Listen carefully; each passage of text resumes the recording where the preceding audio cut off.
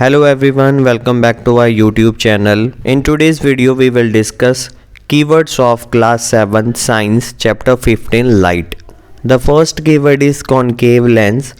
Concave lens is thinner in the middle part and it have thick edges. तो simple language में अगर हम structure की बात करें, जो कॉन्केव लेंस होता है वो मिडल में से काफ़ी थिन होता है और उसके जो एजेस होते हैं वो थिक होते हैं। ये इसकी आइडेंटिफिकेशन है। Now the concave lenses, they are diverging in nature, means if the light is passing through the concave lens it can be diverged into different direction, that's why they are diverging lens. You also have to remember which type of image formation is generally visible in this concave lens.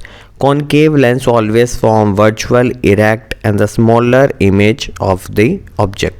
तो हम कह सकते हैं जो कि concave lens से image बनेगी वो वर्चुअल होगी, यानी हम उसको स्क्रीन पे ऑब्टेन नहीं कर सकते।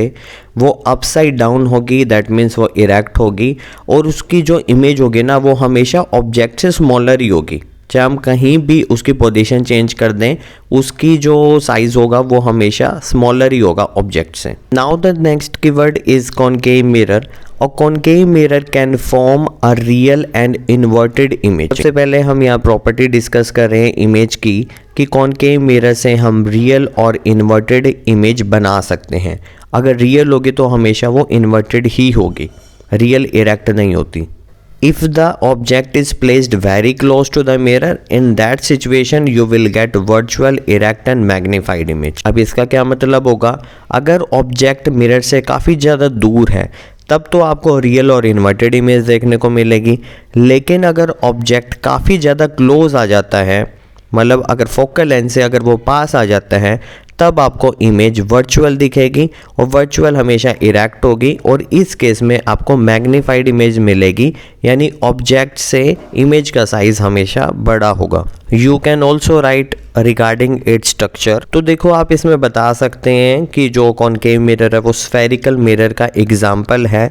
जो इसमें इनर इमर्जिंग सरफेस होता है वो रिफ्लेक्टिंग होता है, यानी वो रिफ्लेक्शन शो कर सकता है, लेकिन जो आउटर इसका सरफेस होता है जिसको हमने लाइन से शो किया हुआ है वो पेंटेड है, वो रिफ्लेक्टिंग सरफेस नहीं है, वहाँ से रिफ्लेक्शन नहीं हो सकती। So the concave mirror have inner emerging surface as a reflecting and the outer emerging surface is the painted one. Now talking about the next keyword, that is concave lens.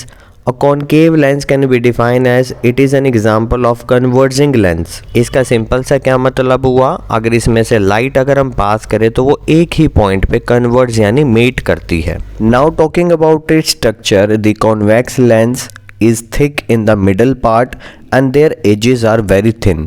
Convex lens middle में से काफ़ी thick होता है और उसके edges काफ़ी thin होते हैं। आप इसको छू कर आइडेंटिफाई कर सकते हैं।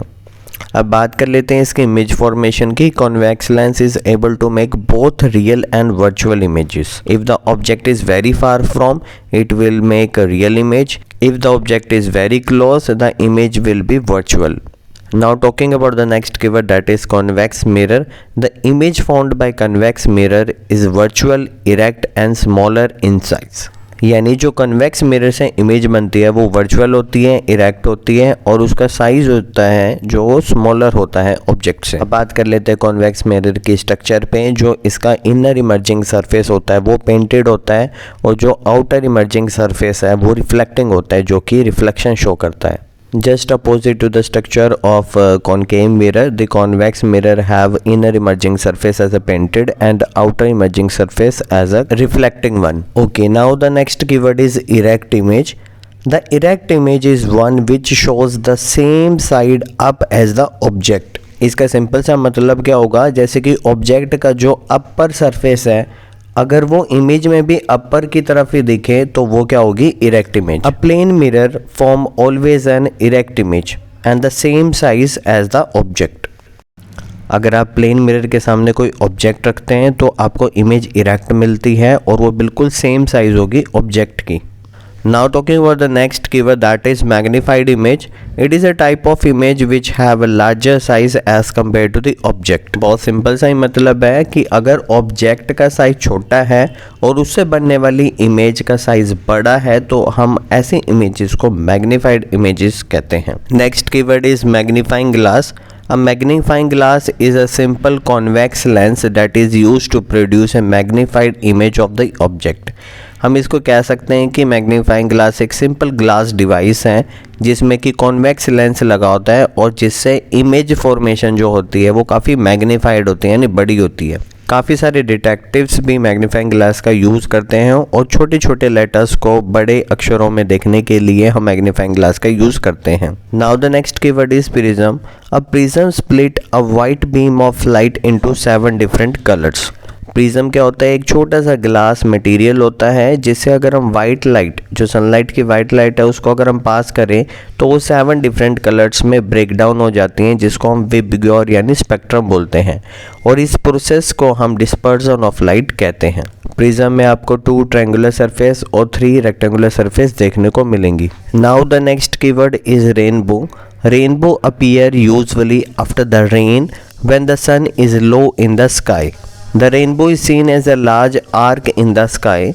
There are 7 different colors in rainbow: red, orange, yellow, green, blue, indigo and violet, which make VIBGYOR. Basically rainbow का फॉर्मेशन कब होता है? जब रेन के बाद सनलाइट आ जाए, जिससे क्या होगा, जो रेन ड्रॉप्स वो प्रिज्म की तरह एक्ट करती हैं। जब उसमें से सनलाइट पास करती है तो उससे डिस्पर्जन होता है और 7 डिफरेंट कलर्स में लाइट ब्रेक डाउन हो जाती है और विबग्योर बनाती है। वो सभी के सभी 7 डिफरेंट कलर्स वो मिलके एक लार्ज आर्क बनाती हैं स्काई में, जिसको हम रेनबो कहते हैं। Now the next keyword is real image. The image formed on a screen is called as real image. The image formed on the cinema screen is an example of real image. Real image ऐसे type की image होती है जिसको हम screen पे obtain कर सकते हैं, यानी जो सिनेमा स्क्रीन्स जो होती हैं, जो इमेज फॉर्म्ड होती है वहाँ पे, वो रियल इमेज होती है। Now the next keyword is rear view mirror. Convex mirror are widely used as a rear view mirror in the vehicle.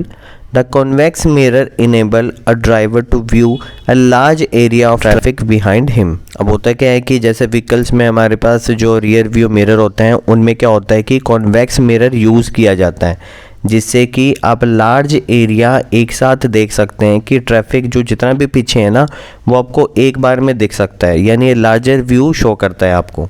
और कई बार आपको रियर व्यू मिरर में प्लेन मिरर भी देखने को मिलता है। Now the next keyword is side mirror, which is actually similar to the rear view mirror. There are 2 mirrors on the side of the vehicle. The convex mirror that is used in the side view mirror enable a driver to view large area of the traffic behind him. अब convex mirror इसमें install किया जाता है, जिस वजह से driver अपने पीछे जो ट्रैफिक है उसका लार्ज एरिया एक साथ ही देख सकता है। Now the next keyword is spherical mirrors. 2 spherical mirrors are there, concave and convex mirrors. We can also say the mirrors which are curved in nature are called as spherical mirrors. ऐसे mirror जिनका जो surface होता है वो curved होता है उसको हम स्फेरिकल मिरर बोलते हैं। कॉनकेव मिरर इनवर्ड रिफ्लेक्टिंग होता है और जो कन्वेक्स मिरर होता है वो आउटर रिफ्लेक्टिंग होता है। The virtual image is a type of image which can not be obtain on the screen. This is called as virtual image, यानी ऐसी इमेज जिसको हम स्क्रीन पे ऑब्टेन नहीं कर सकते हैं, ऐसी इमेज को हम वर्चुअल इमेज बोलते हैं। इसका सिंपलेस्ट एग्जांपल है कि जब भी आप प्लेन मिरर के सामने कोई भी ऑब्जेक्ट रखते हो तो जो इमेज आपको दिखती है वो वर्चुअल इमेज का एग्जाम्पल है। So I hope you have wonderfully understood the keywords of chapter 15 that is light of class 7 science. If you find the video very informative, please share with your friends and classmates. If you're new to this channel, please subscribe the channel for the latest update. Thank you so much.